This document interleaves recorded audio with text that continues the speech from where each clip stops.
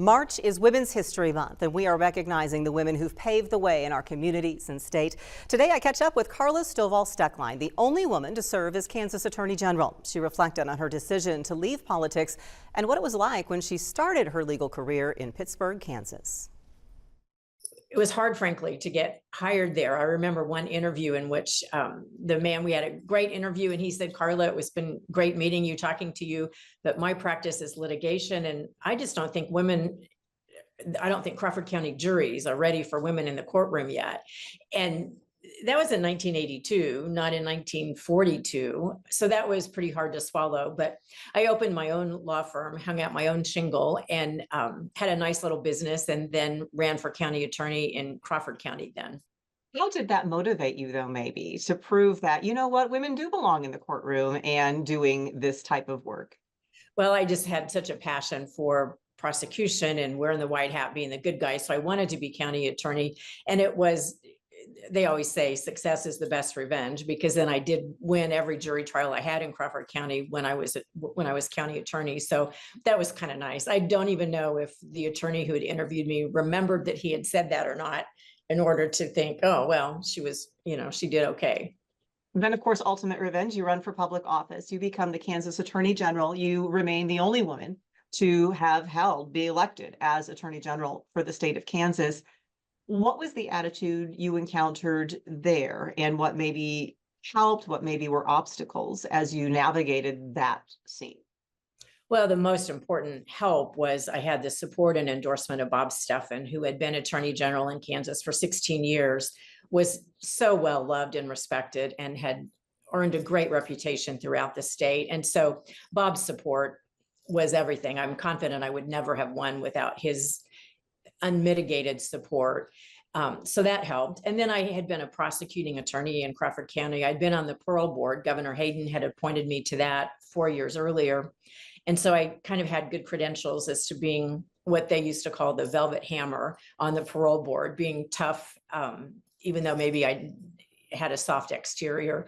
I think it's fair to say that you were on an upward trajectory. You were very popular as Attorney General, and then you were running for governor.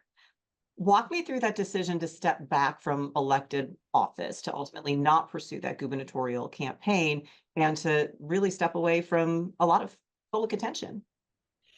Well, it started before just the decision to run for governor. I had decided after 8 years of being Attorney General, to which I was very blessed to do, grateful for that, but that I wanted a change. And so I wasn't going to run for anything, not for Attorney General again, nor for the governor's race.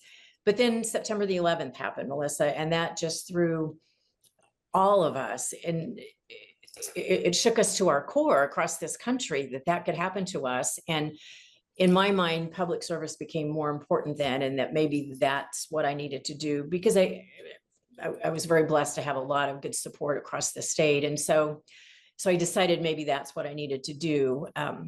It didn't take me very long to realize that wasn't where my heart was. It wasn't where my interests or my skills were either.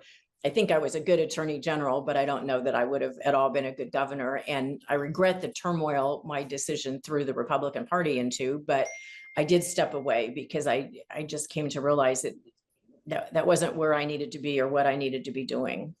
It turned out to be really a blessing, that decision. What happened in your life that made you realize this was where you needed to be, and this is exactly the path that your life was supposed to take? When I officially left the Attorney General's office, that was at noon on January the 13th in 2003. And within 24 hours of that, our grandson was born, Max. And his mom, my stepdaughter, asked me to be in the delivery room with her. And once she started back to work, I kept him. And in my mind, for Max's birth to have come within 24 hours after I left office, it was truly God's way of saying, this is a new chapter for you, and your life has changed, and you have a new focus.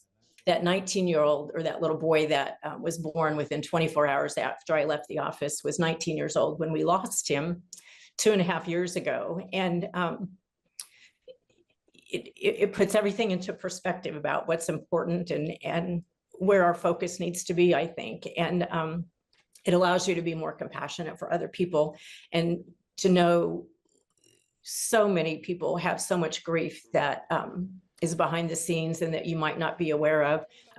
I wouldn't have traded the 19 years I had with Max for anything. And the pain of losing him still was outweighed by the joy of having him for 19 years. What is your advice to others who perhaps are just starting their careers and as they pursue their dreams and passions? Work hard, network as much as you can, and be open to the opportunities that come along.